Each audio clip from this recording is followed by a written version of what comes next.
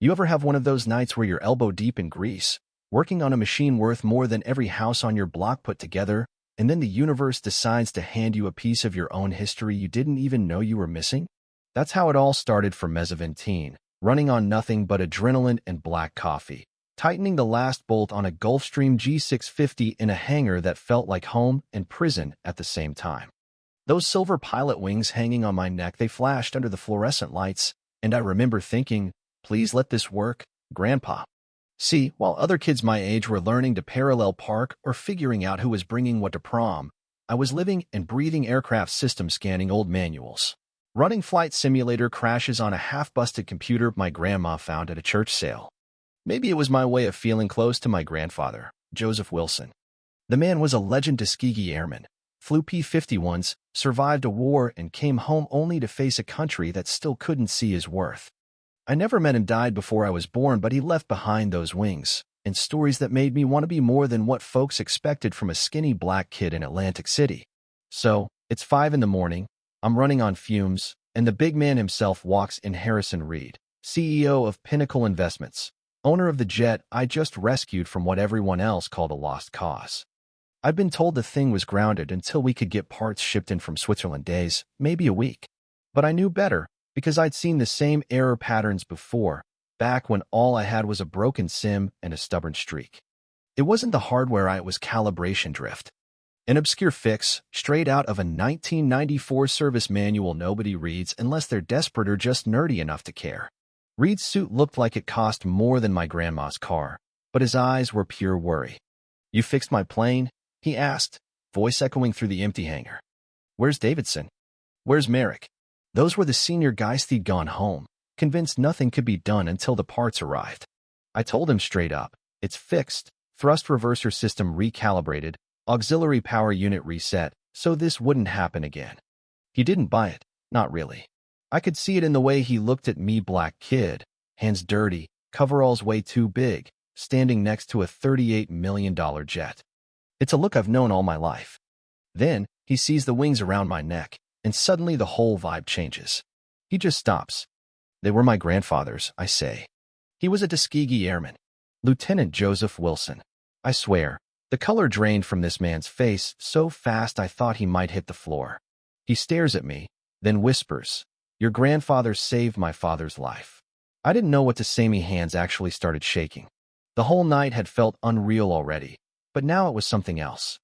Turns out, his dad was a bomber pilot in World War II, shot up over Germany, about to go down, and a red-tail Mustang. Me grandfather came out of nowhere, took out the fighters on their tail, and escorted them home. We both stood there, two people with nothing in common except a chain of chance and history. He shows me a photo, black and white, two young men in uniforms, one white, one black, standing by an old warbird. My grandfather and his. This man, who could buy and sell the whole airport, was shaking as he handed it to me. "Everything I built," he said, "this company, my life exists because your grandfather did his job when nobody else cared if he came home." I'll be honest, me throat closed up.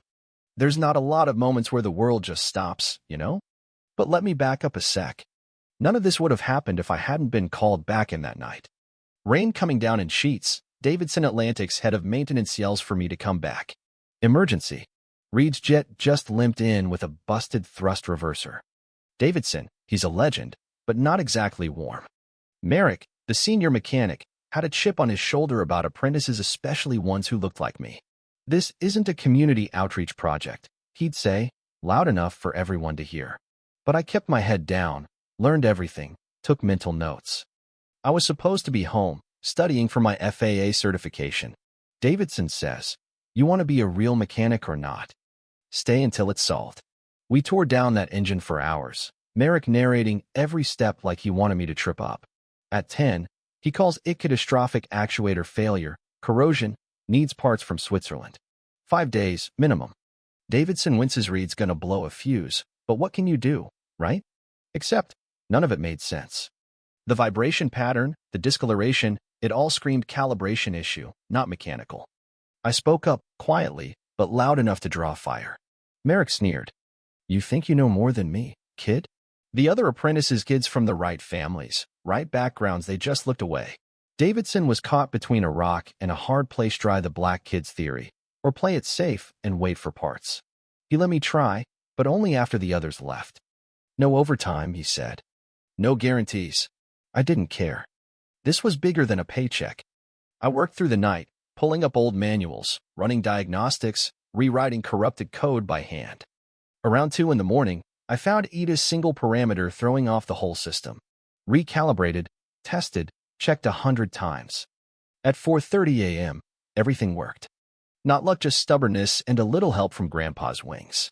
So, when Reed walked in and saw me with those wings, when he realized who I was, the entire dynamic flipped. Suddenly, I wasn't just the kid who fixed his jet, I was the grandson of the man who'd made everything in his world possible. Davidson and Merrick showed up, expecting to see a failure or maybe a disaster. Instead, Reed told them point blank, "This young man solved the problem none of you could, and he did it because he looked at things differently." Then he added, cold as ice, "And if I ever hear the phrase diversity hire again, we'll take our business elsewhere." I could feel Merrick's ego shrivel from across the hangar. Davidson just shook my hand for the first time, a little dazed. "Good work, Wilson. Really good work." That might have meant more than the whole scene with Reed. A few hours later, after crashing for maybe an hour at home, I was sitting across from Reed in his 54th floor office in Manhattan. He offered me a scholarship full ride, any engineering program, internships, and a job waiting after graduation. He said it was about honoring our grandfathers, but there was something else in his voice, like he was trying to fix something that had gone wrong a long time ago. When I told my grandma, Alina, about all of this, her face went hard and soft at the same time.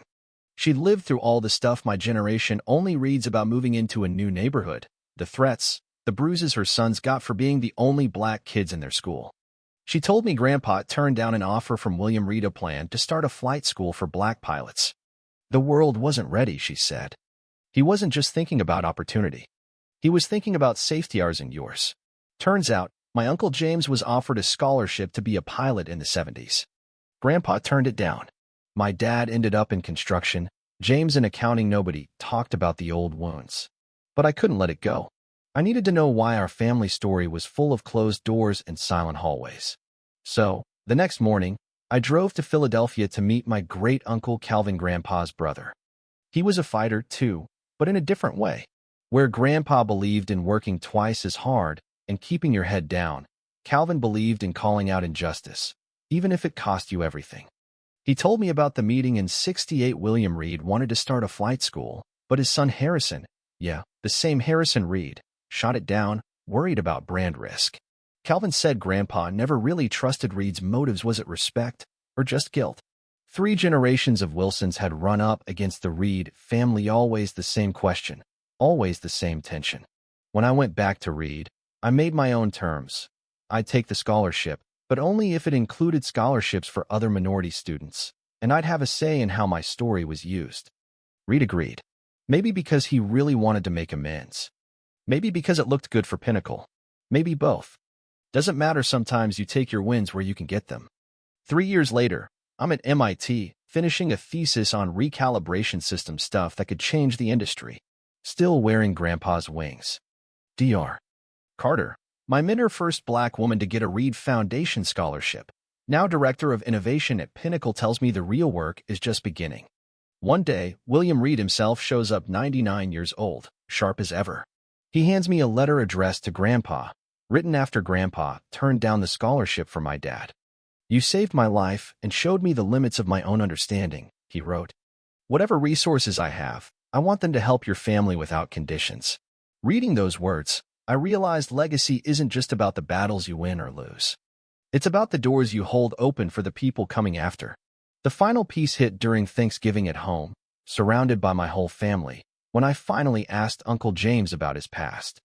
Turns out, he was a fighter pilot, 2 wore Grandpa's wings, saved Harrison Reed's son during a training accident, left the Air Force when things got complicated because he was gay. Never told us, never told anyone, because he thought some parts of the story were better left hidden. But I think it's time we stop hiding. My generation doesn't have to play by the same rules. We don't have to accept crumbs or keep secrets just to keep the peace. I used to think those wings were just a keepsake, a reminder of what my grandfather achieved against impossible odds. Now, I know they're a symbol of resilience, of excellence, of the way we keep pushing the sky higher for each other. Not just for the Wilsons, but for every kid who's told to know their place. And maybe, just maybe, for every Reed who finally learns to listen. So, tell me, where do you think the line is between honoring the past and breaking free from it?